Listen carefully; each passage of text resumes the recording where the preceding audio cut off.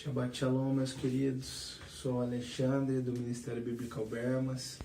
E hoje, aproveitando que a gente não vai ter serviço ministerial por causa das condições climáticas, tive a ideia de fazer um vídeo aqui para que não percamos um dia de comunhão, para que não deixemos de propagar a palavra do Senhor, tá? E me veio assim que é um texto que eu li mais cedo hoje aqui, de compartilhar com vocês, tá? Que está ali em João 10, a gente vai ler do 22 ao 42. Vou ler o texto corrido, depois fazer algumas considerações sobre o texto. João 10, a partir do 22. Celebrava-se em Jerusalém a festa de dedicação. Era inverno. Jesus passeava no templo, no pórtico de Salomão. Rodearam-no, pois, os judeus e o interpelaram. Até quando nos deixarás a mente em suspenso? Se tu és o Cristo, és o Messias, dize-o francamente. Respondeu-lhe Jesus: já vô-lo disse, e não credes. As obras que eu faço em meu nome, de meu Pai, testificam a meu respeito. Mas vós não credes, porque não sois das minhas ovelhas. As minhas ovelhas ouvem a minha voz, e eu as conheço, e elas me seguem. Eu lhes dou a vida eterna, jamais perecerão, e ninguém as arrebatará da minha mão. Aquilo que meu Pai me deu é maior do que tudo, é da mão do Pai, ninguém pode arrebatar. Eu e o Pai somos um. Novamente pegaram os judeus em pedras para lhe atirar. Disse-lhe Jesus: tenho-vos mostrado muitas obras, boas da parte do Pai. Por qual delas me apedrejais?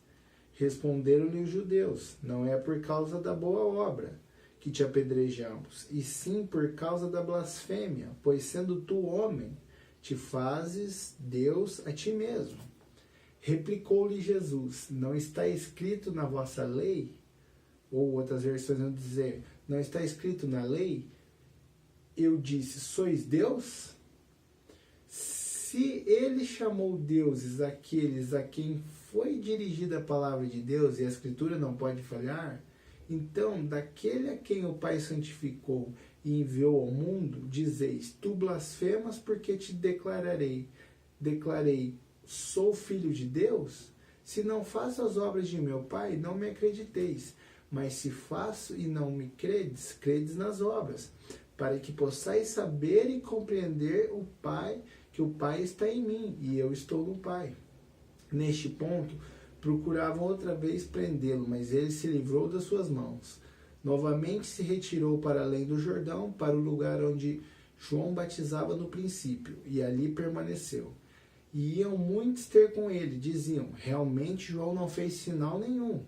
Porém, tudo quanto disse a respeito deste era verdade, e muitos ali creram nele. Tá?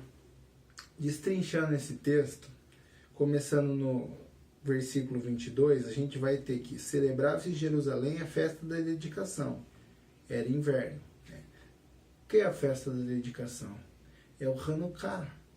O Hanukkah comemorado pela nação de Israel, a dedicação do templo, que foi conquistado em meados do século II a.C., pelos Macabeus. Isso vai estar escrito ali em 1º e 2º Macabeus, um livro que está no cânon católico, por exemplo.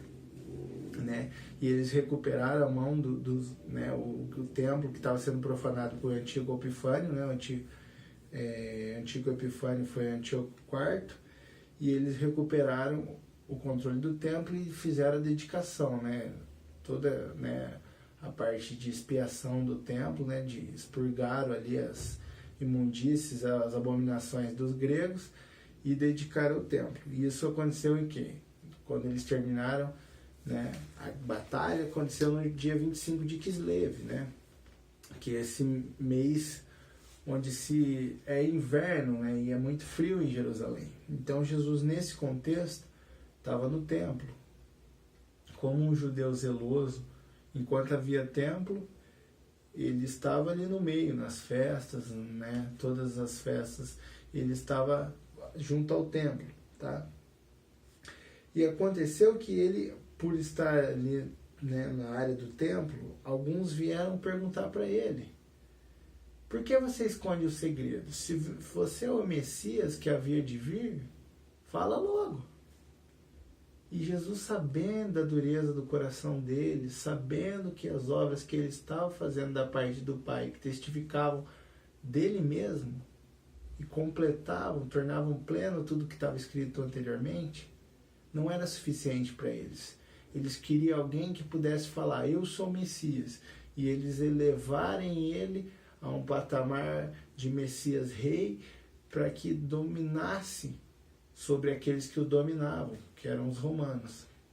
Mas Jesus, sabendo que haveria o tempo dele ser o servo sofredor, como Isaías 53 fala, e haverá o tempo ainda, e próximo está, dele ser o Messias rei, o Messias conquistador, o verdadeiro filho de Davi que conquista. E o que é mais interessante, quando ele fala no versículo 30, e eu e o Pai somos um, os judeus tomaram aquilo como tanta blasfêmia para com Deus, que já logo pegaram as pedras para jogar nele. Apedrejar a ele, segundo uma blasfêmia que estava contida na lei, mas sem um julgamento pelos juízes e pelos anciãos. E eles iam matar ele ali da mesma forma que eles fizeram com Estevão, no livro de Atos. Mataram Estevão sem um julgamento, que não constituía a forma correta. Por isso que muitas pessoas falam: a lei voltar, vão ter que apedrejar as pessoas. A lei fala do julgamento justo. 2 ou 3 testemunhas, trazei o caso, trazei a prova, e aí eles iam ser julgados. Não era assim a torta e a direita, mas eles iam fazer a torta e a direita. E Jesus falou: mas por qual boa obra que eu tenho feito em nome de meu Pai, vocês vão me apedrejar? Eles falaram: não é por boa obra, é porque você se fazes Deus a ti mesmo. E ele cita ali no versículo 34, ele vai falar do quê? Ele vai falar da lei, mas aqui no sentido amplo da Torá, que é o quê? A lei, os profetas e os escritos. Ele vai citar o quê? Salmos 82, 6. Né, que vai dizer ali que por acaso os filhos de Deus não são Elohim, não são deuses também? Né? Esse plural, essa pluralidade de Elohim, né, que é usado para Deus, mas no sentido que Deus manifesta-se de várias formas. Né? E aí Jesus falou: por que vocês vão me apedrejar, se a própria palavra está dizendo isso? Mas aqui temos várias provas de que Jesus é um com o Pai, o Pai está nele, ele no Pai, e ao mesmo tempo ele está fora do Pai fisicamente. Né? O termo que alguns chamam de trindade, eu prefiro unicidade complexa de Deus.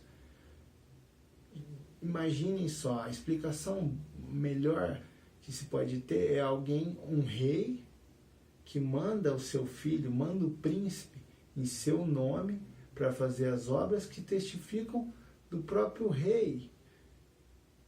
Mas o príncipe é um com o rei, porque ele é a linhagem do rei.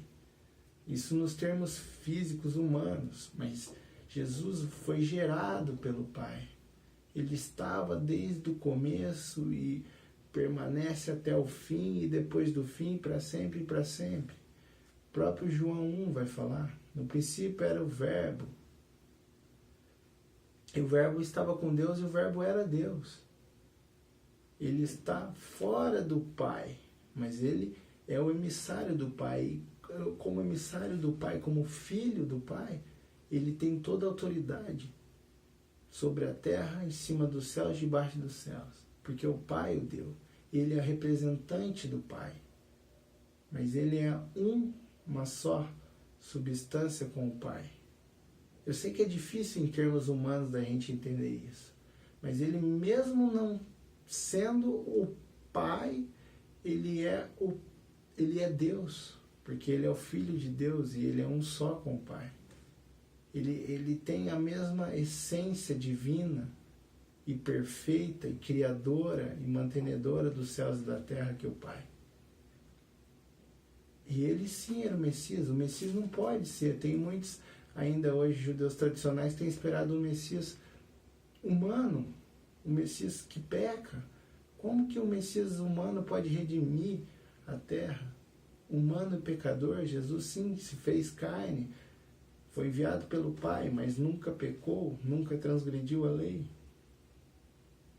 O que é difícil da gente entender, muitas pessoas vão falar que Jesus está abaixo do Pai e é um subdeus, não é digno de adoração. Mas se ele mesmo diz que é um com o Pai, e por causa disso eles queriam apedrejar, como que a gente pode dizer isso? A gente deturpa, muitas das vezes, as Escrituras, porque a gente não conhece, como ele falou aos saduceus, Jesus. Não conhece nem as Escrituras sagradas e nem o poder de Deus.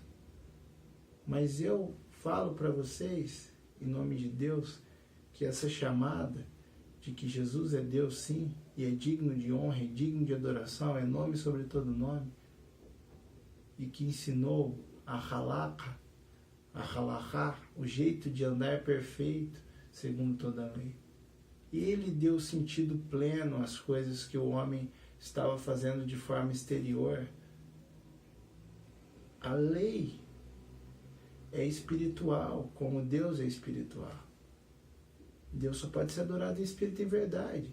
Mas aqueles que estavam deturpando, estavam legalizando, fazendo todo um peso sobre a lei, estavam deixando de ter ela escrita dentro do coração, como Jeremias 31, de 31 a 34 fala. Mas estavam preocupados com as coisas exteriores, em aumentar as suas orlas, em aparecer nas praças, nas esquinas. Por que nas esquinas? Onde de um lado e do outro podem ser vistos, ser chamados de mestres, de doutores, de pais. Atentem-se, pois eu tenho visto muitos líderes cristãos que amam a honra de serem chamados de mestres, de doutores, de pais, de bispos, com orgulho humano. Deus vai quebrar com vara ferro forte esses que não se humilham perante Ele, pois os que se exaltam serão humilhados, mas aqueles que se humilham para Deus serão exaltados. Então a lógica do reino é diferente da lógica dos homens. Por isso que o ministério de Deus não pode ser contado em números, não pode ser contado em sucesso humano, porque Jeremias, Ezequiel, Isaías e outros profetas, aparentemente, pelos olhos humanos, eles foram fracassados, morreram solteiros, tristes, abandonados, humilhados pelos seus povos, mas para Deus eles foram vencedores. Se você, amado, amada, está passando por uma aflição e está se sentindo humilhado, está se sentindo pisado, mas saiba que Deus corrige aqueles a quem Ele ama. E às vezes corrige de maneira que possa, como ouro no fogo, nos lapidar. Então, essa dor, essa tristeza, essa falta de sentido, dá-se sentido a isso em Deus. Olhe para o que Ele tem feito na sua vida, olhe para tudo isso que Ele tem proposto para você, para estar nos caminhos dEle, e volte ou venha de uma vez, pela primeira vez, pelo Pai. Se entregue mais. Vocês vão ver que nenhuma dor, nenhuma tristeza, nenhuma humilhação para Ele é desnecessária, é em vão. Mas perto está a coroa da vida eterna. Perto está a exaltação daquele que foi humilhado em nome de Deus, em nome de seu Filho, o Cordeiro Santo, Jesus Cristo. Vigiem, irmãos, porque o dia é breve, e eu quero, assim como a mim, a vocês também, que sejam encontrados sem mácula no dia do Senhor, no dia da volta de Jesus. É o que eu oro e peço sempre, em nome de Jesus. Amém.